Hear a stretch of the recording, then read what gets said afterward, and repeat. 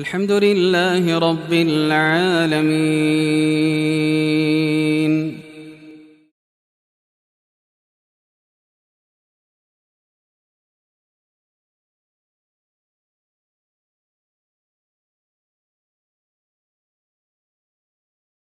Bismillahirrahmanirrahim. Assalamualaikum warahmatullahi wabarakatuh. Alhamdulillahi wa kafa. Salatu wassalamu ala al-mustafa wa ala alihi wa sahbihi wa mawalah, amma ba'd. Ma'asyiral muslimin rahimani wa rahimakumullah. Pada kesempatan ini kita melanjutkan materi kita terkait dengan fiqhus siyam, dan insya Allah kita akan membahas perkara atau masalah yang cukup sensitif, yaitu hukum suami istri bermesraan atau bercumbu di bulan Ramadan. Kaum muslimin yang berbahagia, hukum dasar suami istri bermesraan adalah mubah.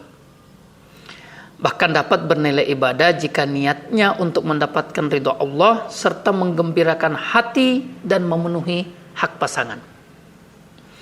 Hal ini berdasarkan beberapa dalil. Tentu saja dalil yang kami utarakan adalah terkait bercumbu atau bermesraan dengan pasangan di bulan suci Ramadan. Yang pertama, hadis Aisyah radhiyallahu anha, di mana beliau menuturkan Nabi SAW pernah mencium dan mencumbunya sedangkan beliau dalam keadaan berpuasa.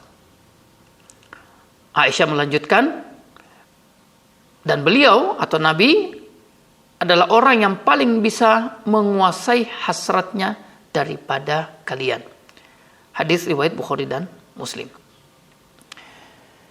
Juga dalam hadis Imam Muslim dari Hafsah Ummul Mukminin radhiyallahu anha yang berkata, pernah Rasulullah SAW menciumku sementara beliau dalam keadaan berpuasa. Hadis yang ketiga diriwayatkan oleh Imam Al-Bukhari dari Ummu Salamah, Ummul Mukminin yang lain radhiyallahu anha, bahwa Nabi SAW pernah menciumnya dan beliau sedang berpuasa. Namun kaum muslimin berbahagia, orang yang berpuasa lalu mencium atau mencumbu pasangannya tidak lepas dari dua keadaan. Yang pertama, orang tersebut kuat menahan syahwatnya. Dia sekedar mencium atau mencumbu saja dan bisa menahan diri untuk tidak melanjutkan kepada hal yang lebih jauh dari itu. Untuk golongan seperti ini, menurut mayoritas ulama dibolehkan untuk mencium pasangannya dalam keadaan berpuasa. Apakah ini dikhususkan bagi suami istri yang sudah tua saja? Ya, tentu saja jawabannya tidak. Tetapi juga mencakup pengantin baru atau pasangan suami istri yang masih muda dengan syarat mampu menahan hawa nafsunya. Keadaan yang kedua adalah orang tersebut tidak kuat menahan syahwatnya. Artinya, jika ia mencium pasangannya, kemungkinan besar akan berlanjut pada hal yang lebih jauh dari itu, bahkan sampai pada hubungan badan. Untuk golongan yang kedua ini, hukumnya menjadi makruh. Mencumbu atau mencium pasangannya menjadi makruh, karena dikhawatirkan akan menjurus kepada hal-hal yang membatalkan puasa, bahkan bisa menjadi haram jika ia yakin hal tersebut mengantarkannya pada hubungan badan suami istri. Di antara dasarnya yang pertama, hadis Aisyah radhiyallahu taala anha, karena Rasulullah sallallahu alaihi wasallam yuqabbil wa huwa shaim wa yubashir wa huwa shaim walakinnahu kana amlakakum li arbah. Bahwasanya Rasulullah sallallahu alaihi wasallam mencium istrinya sementara beliau dalam keadaan puasa. Beliau juga menyentuh istrinya dalam keadaan puasa, tetapi beliau adalah orang yang paling kuat menahan syahwatnya di antara kalian. Hadis riwayat Imam Bukhari dan Muslim.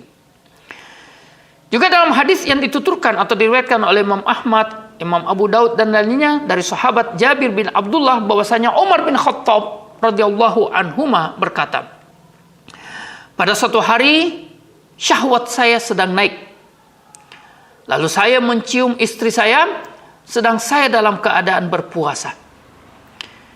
Kemudian saya mendatangi Rasulullah SAW dan aku katakan kepada beliau, hari ini aku telah melakukan suatu kesalahan besar. Rasul bertanya, apa itu?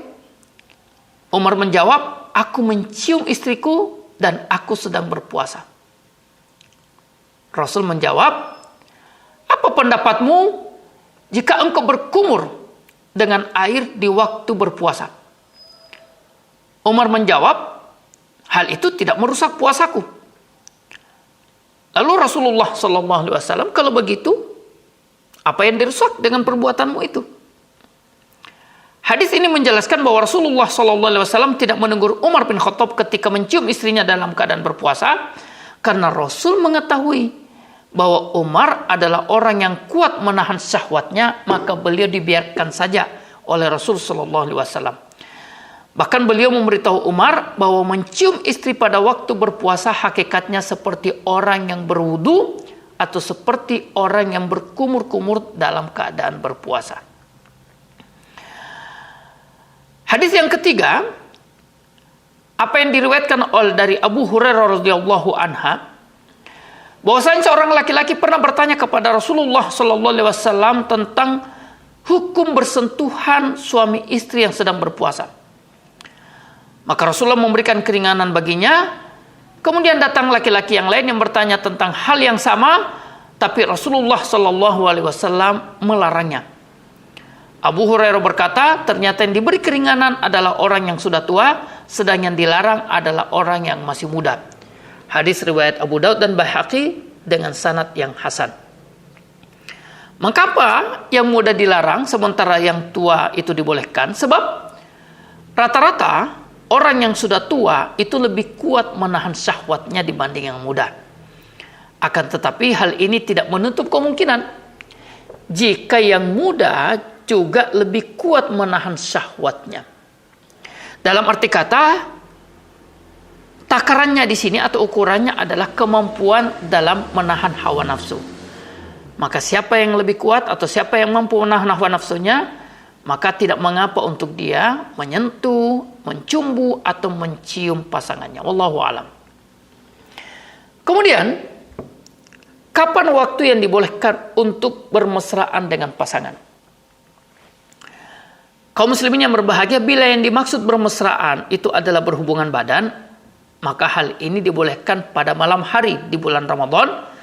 Berdasarkan firman Allah di surah Al-Baqarah ayat 187, Allah berfirman, wa uhilla lakum lailatas shiyami rafathu ila nisaikum. Dihalalkan bagi kalian pada malam puasa untuk menggauli istri-istri kalian.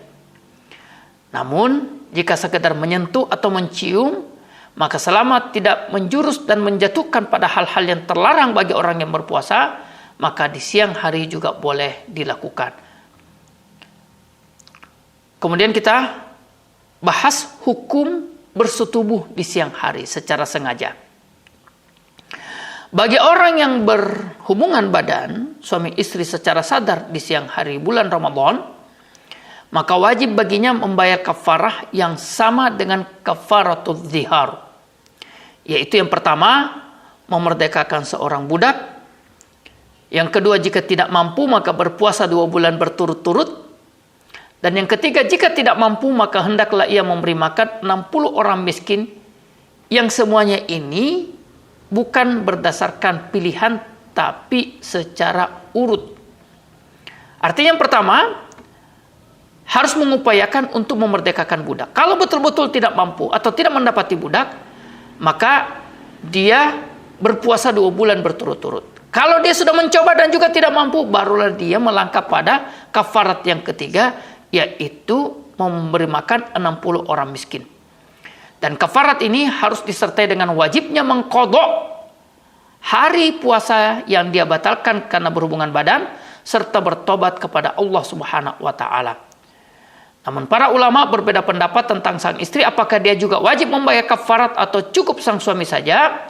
Maka dalam hal ini terjadi khilaf di kalangan ulama yang dasarnya dari hadis orang yang melakukan jima di bulan Ramadan Hadis yang diriwayatkan oleh Imam Bukhari dan Muslim dari sahabat Abu Hurairah yang secara khusus seorang istri yang juga secara sukarela melakukan hubungan badan di bulan Ramadan juga wajib untuk membayar kafarat berdasarkan perkataan ulama atau pendapat ulama yang paling kuat.